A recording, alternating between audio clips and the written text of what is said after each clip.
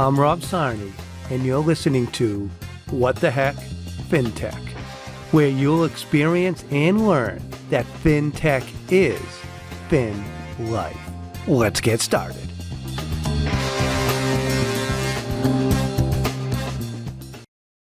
Welcome back to Part 2 with Jay Ash. If you didn't hear Part 1, go back and listen to hear Jay's great stories and connections on how the convergence of innovation and great people here in Massachusetts is also driving fintech. Let's get started.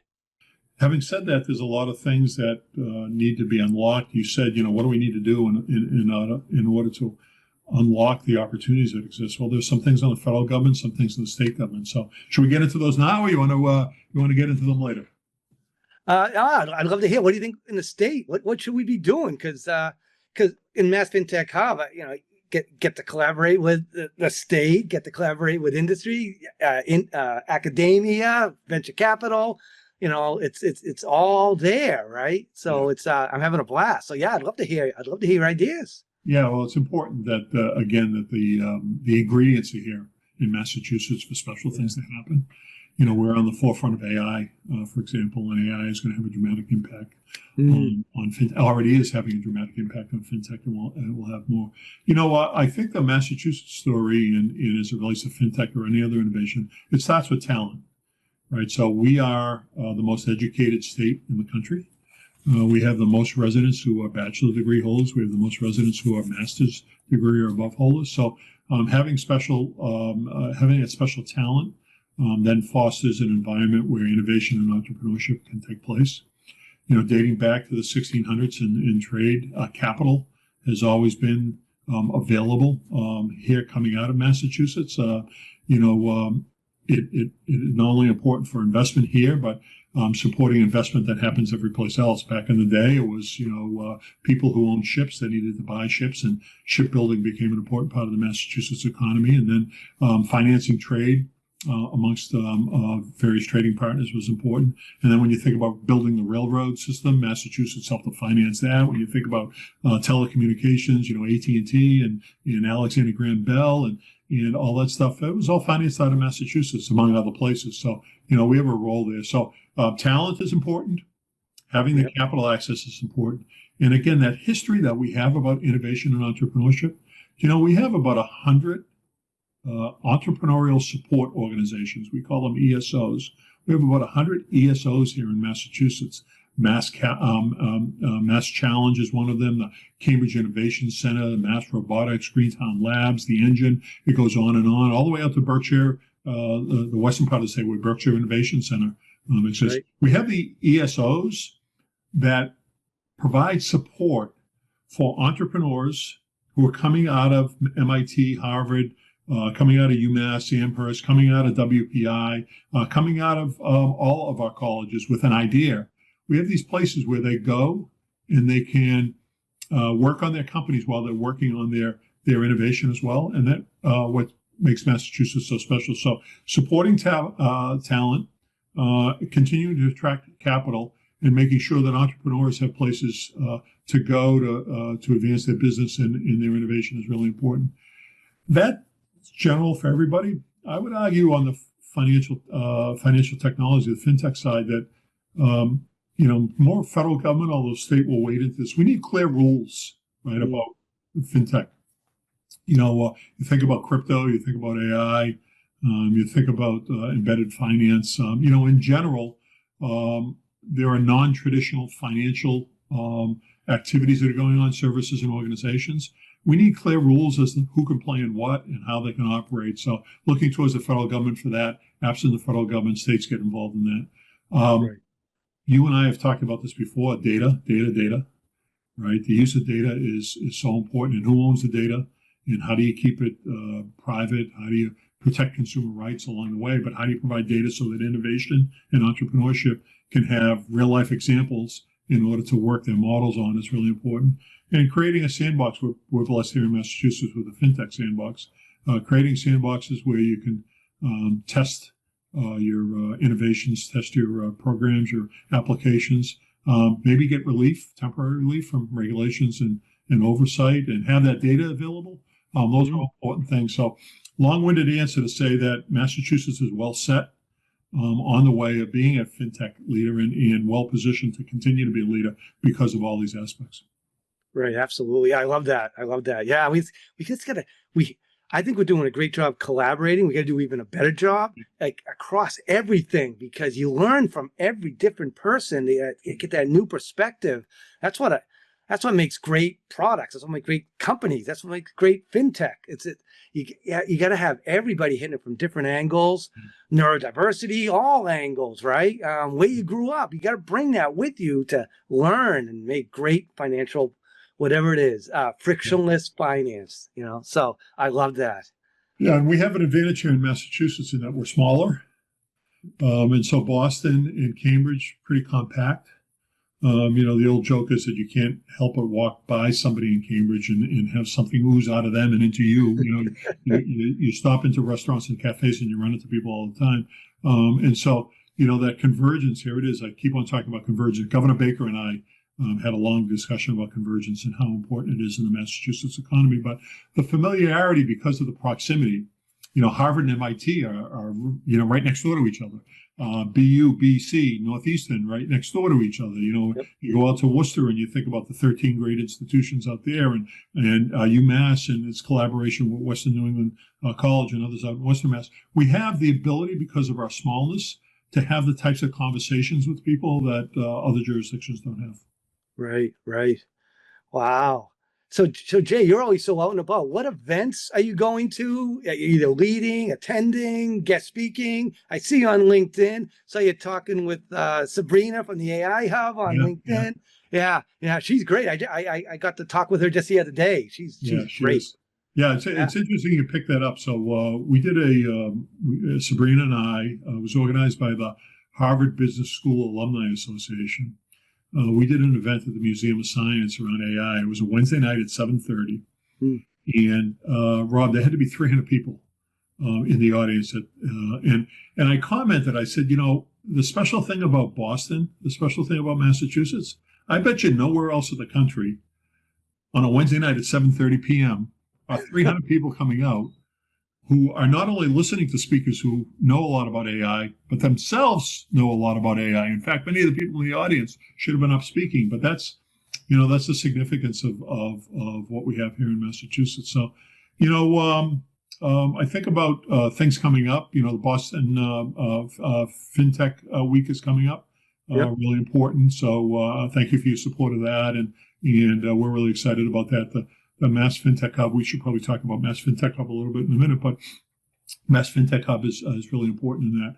At the very same time, and again, this gets to who we are in Boston, at the very same time that we're hosting people from around the region and country and world to talk about fintech, we have the World Medical Innovation Forum going on.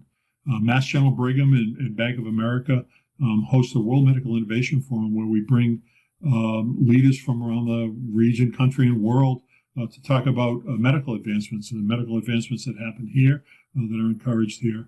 And, just following that, John Hancock's Longevity Forum will be coming up. So I'm interested in the forums that we have that bring really smart people from all around the country, all around the world here to talk about advancements. So that's some of the things right away. But, knocking on the door, we're about to turn the page to 2026. Man, Rob, I can't believe it's 2026, right? I mean, I think it's like the 40th anniversary since you first fouled me on a basketball court. Boy, that time has flown, right? I probably felt like a fly to you, though.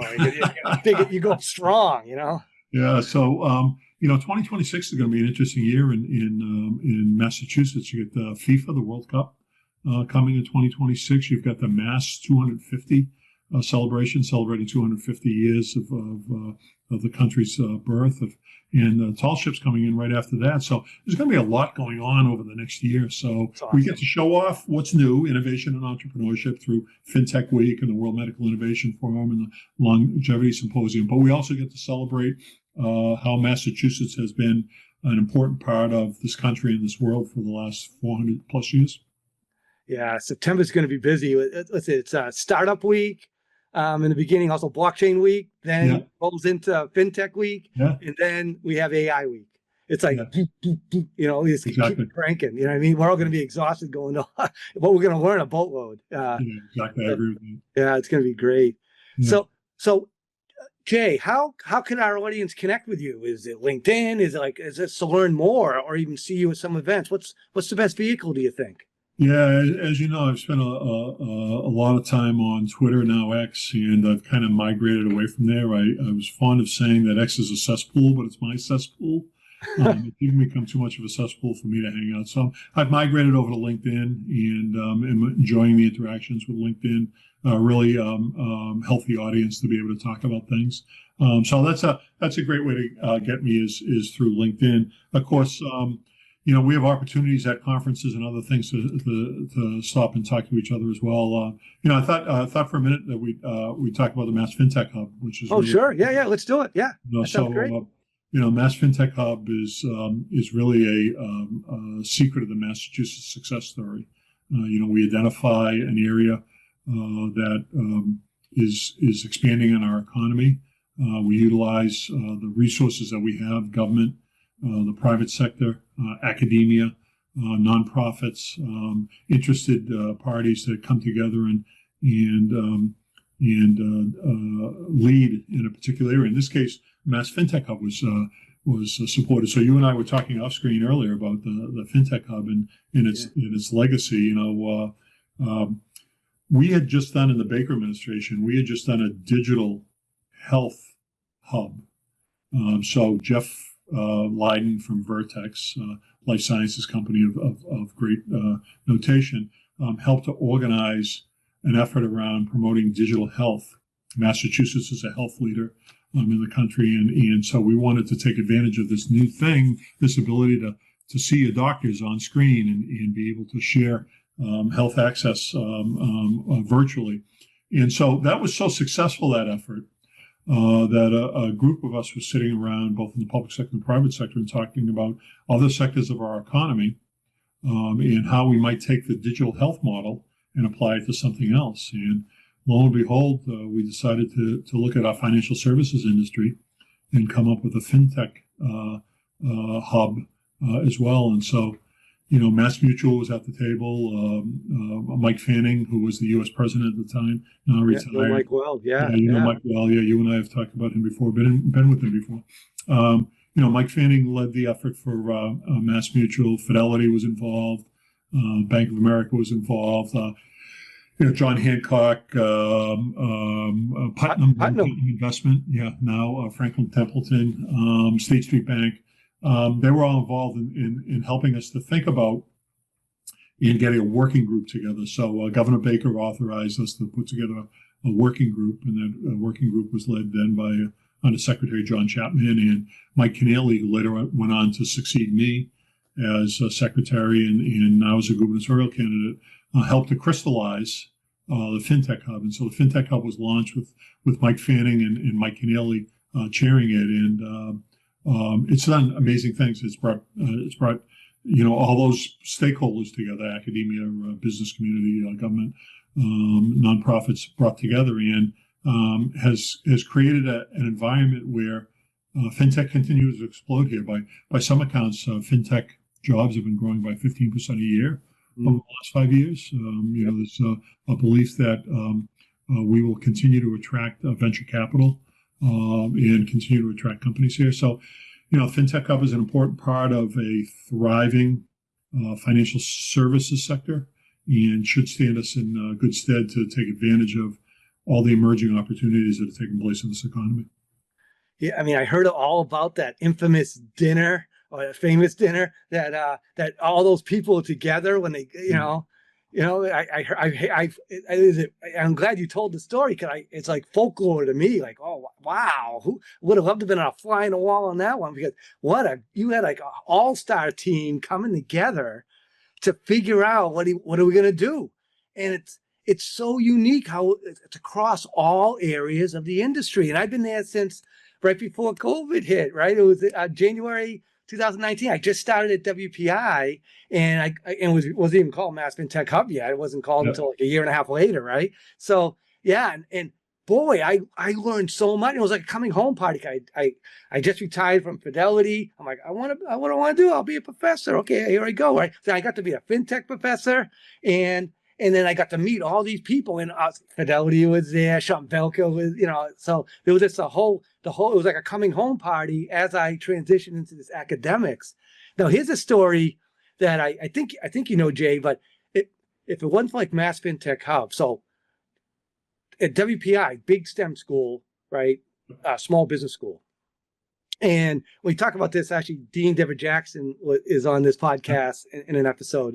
We talk about the inside baseball on that one too. But Mass Fintech Hub helped fuel it, because it was like shooting fish in a barrel for me from a fintech professor. I could get anyone in my class. I could get projects all the time. It was still, it made things so much easier. Not easy, but easier, because it's so hard to get the whole ecosystem in one fell swoop. And so because of that growth, and then students going to Mass Fintech Hub events, right? We were outpacing all the other schools showing up. I was just getting them all jacked up on fintech because they were seeing all the potential and job potential and everything, learning and collaborating with computer science, data science, financial math, AI, and all the business school majors. It was huge. And we had civil engineering students and bioinformatics students that wanted to do fintech, and because it's fin life, right? So just to prove the point. And the growth was so great. You might know this. WPI was the first university in the country to have a triple stack program, undergrad, grad, and PhD. And I think it still is as of today. So, was one of the founders of the Mass Fintech Hub. So appreciate the contribution that WPI has made. Oh, it's been so much fun. It's like been fun. It's unbelievable. It's great. Love it. Yeah, so I love that. That was the beginning. That those early meetings, and then that dinner that you culminate. I'm sure that took a little while to pull together because they had so many big wigs there, and then kept it growing. It's still moving. Right now, it's been handed off a few times, chairs and all that. So we're doing all new things. We're having a blast, having a lot of fun. Yeah, one of the things I'm excited about that's happening is that. Fidelity has made a provision within its new building in the Seaport District to hold the Museum of American Finance. Right. Museum of American Finance, which was announced maybe in April. It again pays tribute to the role that Massachusetts has long had in the financial services industry, and it speaks to the commitments that the companies here in Massachusetts are continuing to make to be leaders around the world. And Mass Mutual continues to be instrumental in administering the FinTech Hub, and businesses like Fidelity and the others that I've mentioned are engaged. And you have MIT, and you have Babson, and you have Brandeis, and you have WPI, and you have others that are involved. UMass Amherst is doing a lot. Western New England University doing a lot. So we have this convergence still of lots of smart people from different sectors who are coming together and saying, we want to make sure that Massachusetts continues to be a top leader in financial services and continues to come up with the innovations that support the growth of financial services in the country and in the world. Yeah, no, it's great.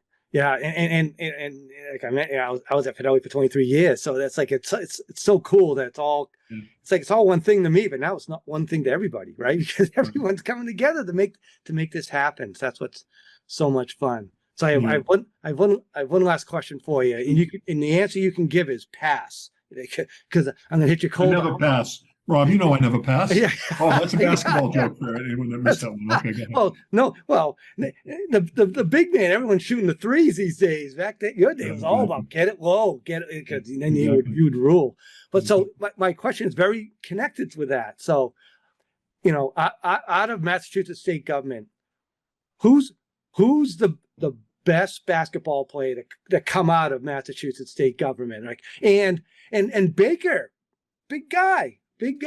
And so he's a little shorter than you, isn't he? That's a little bit, like probably. Interesting enough, when we're in the same room together, he's taller than me. Otherwise, I am taller than him. But when we're in the same room, I always genuflect just a little bit to make sure that he's the tallest one in the room. Can he play? Can he get on the court? He was a player. He was a little bit of a bruiser. But I was going to say he'd keep that right in the back the whole time. Yeah, exactly. And of course, you think of the current governor and lieutenant governor. both basketball players of their own repute. So I was going to say, who's the best shooter? Is Healy a good shooter? I've never seen her shoot. Yeah, sure. And Kim Driscoll was a terrific player at Salem State. Kim Driscoll right. Yeah, Kim and I worked together in Chelsea when I was city manager. She was one of my deputy city managers for a period of time. And so we used to talk about basketball an awful lot, among other things. So, yeah, we've had quite a legacy here in Massachusetts. Maybe owning to the founding of basketball, which was an innovation at its time, a sports innovation. So there we go again, talking about innovation in Massachusetts and how it's impacted the country and world. Goes full circle, right? Basketball and fintech. It's like a marriage made in heaven. Let's keep it going. The more times we say it, it's going to happen. So true. Jay, thank you so much. What a conversation. It's unbelievable. And so we'll be bumping into each other at fintech events. And Jay, I really appreciate it. Thank you so much. Hey, Rob, thanks for having me. Thanks for doing this series, and thanks for your contributions to fintech. Lots of really smart people in the state that are contributing to helping to propel us forward, and you're one of them. So we're lucky to have you amongst us. I don't know. I'm just a loudmouth that likes to talk. But thank you so much, Jay. So, hey, bye, everybody. Thank you for listening to What the Heck FinTech. Make sure you tune into our next episode as we continue to interview fintech leaders and share real-world stories from across the fintech ecosystem so you can fully understand that fintech is fin life.